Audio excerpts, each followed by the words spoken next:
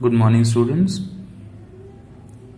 I am Mr. Dharmesh Bhati, and this is your science class of physics, chapter 2, Force and Laws of Motion.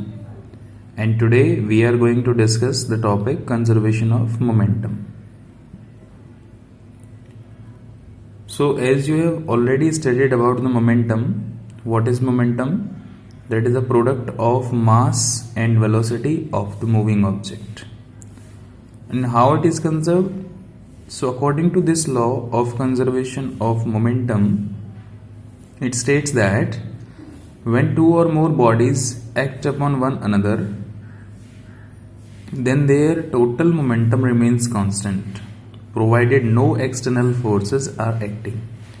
तो इस law के अंदर कहा गया है कि यदि दो ऑब्जेक्ट आपस में एक दूसरे पर एक्ट करते हैं, फोर्स लगाते हैं, तो उनका जो टोटल मोमेंटम होगा फोर्स लगाने से पहले का और फोर्स लगाने के बाद का, तो टोटल मोमेंटम जो रहेगा वो सेम रहेगा, कांस्टेंट रहेगा, उसमें कोई भी चेंज नहीं होगा यदि बाहर से कोई भी फोर्स नहीं लगाया गया है.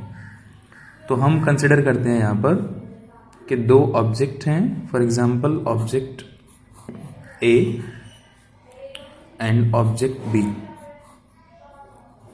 They are moving in same direction with their different velocities. इनका मास है, एक का m1 है फर्स्ट का, सेकंड का m2 है, इसकी वेलोसिटी u1 है, u2 है. ये इनिशियल वेलोसिटीज हैं उनकी. और कुछ टाइम के बाद में उनमें क्या हुआ, आपस में कोलिजन हुआ, मीन्स वो आपस में टकराए. बाहर से कोई फोर्स नहीं लगा है, वो केवल आपस में टकराए. तो ये ए और बी ऑब्जेक्ट आपस में टकराए कितने टाइम के लिए? टी टाइम के लिए.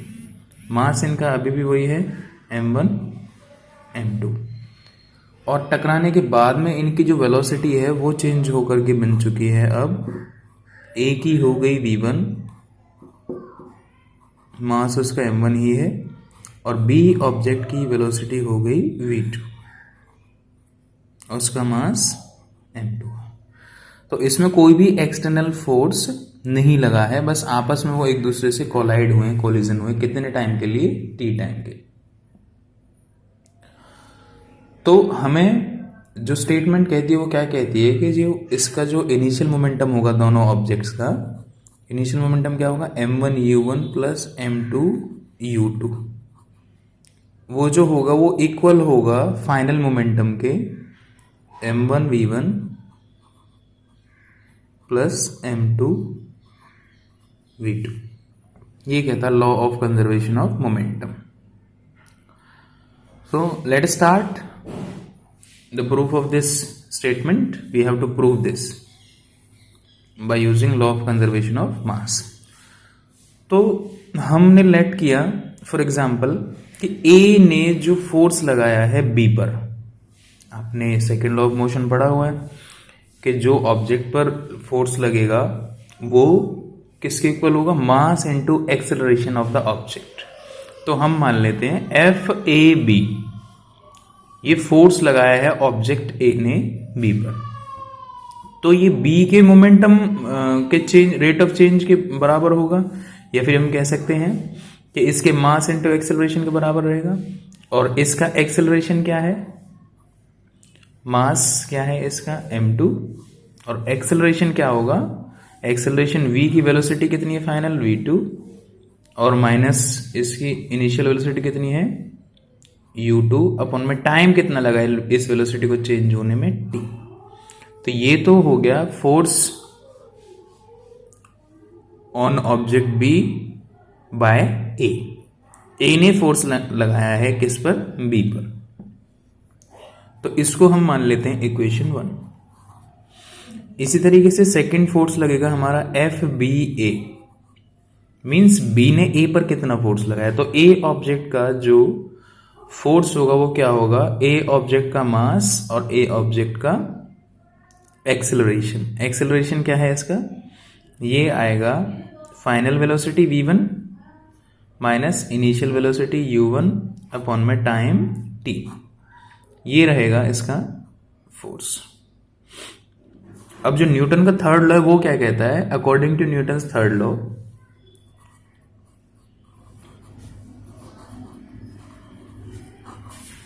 according to Newton's third law,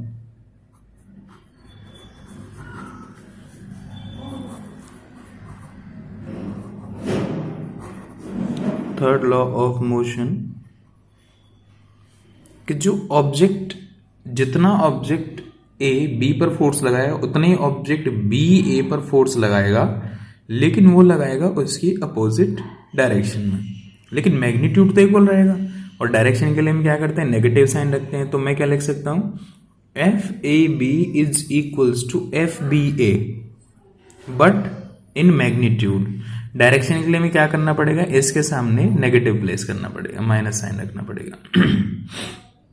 तो हम क्या कह सकते हैं, अब हम यहां से क्या करेंगे, इक्वेशन 1 और 2 से हम इन दोनों की वैल्यू सब्स्टिट्यूट करेंगे। तो हम लिखेंगे from equation 1 and 2 we get, हमें क्या मिलेगा कि एफ ए बी की वैल्यू क्या है, m2 v2 minus u2 over t is equals to minus F B A की वैल्यू कितनी है, m1 v1 minus u1 over t।